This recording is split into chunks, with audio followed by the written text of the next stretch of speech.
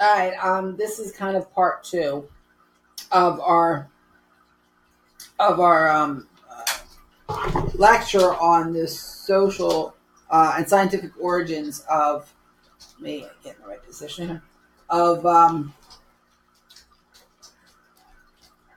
eugenics. So we're talking about the primitive with white man's burden in the linear view of evolution.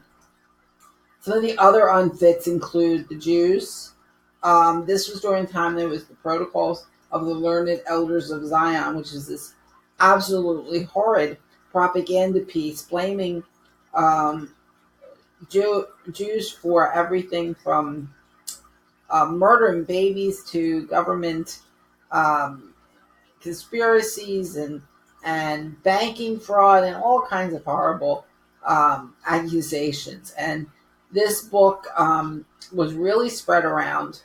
Um, it's pretty not a drop of truth. It's all propaganda, and was well accepted though by the community. And this is just part of the anti-Semitism that existed in Europe. Extreme. There was a lot here in the United States as well. This anti-Semitic belief caused,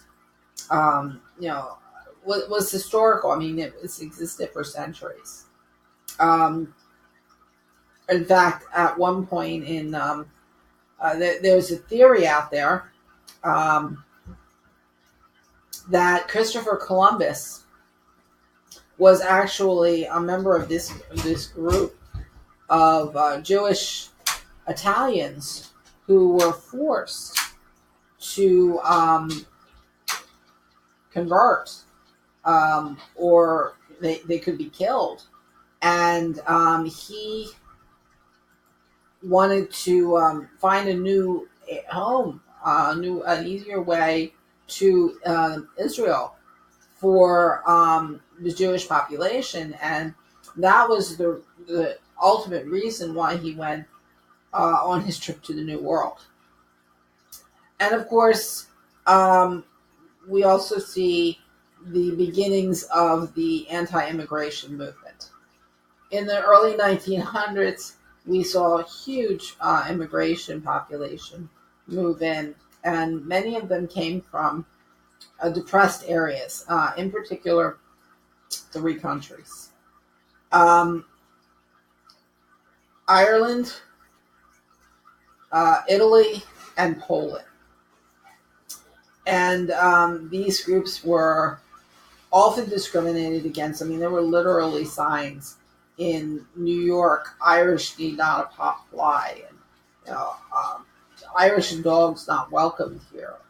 And the Italians were often declared feeble-minded and were often imprisoned. So these really started being increased, and we saw Ellis Island being used not just as a means of helping immigrants, but also trying to prevent immigration. So they began using things like testing for diseases. They started to do IQ tests, things like that. So and then you add on top of that when the depression comes, and now we're starting to have limited jobs.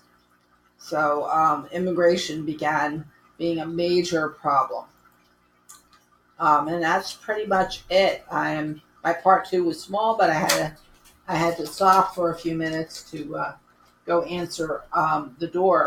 I will say this: the beginning of the eugenics movement, as you will see in your book as it progresses, really is based on faulty science, but then is fed by the flames of ignorance and hatred.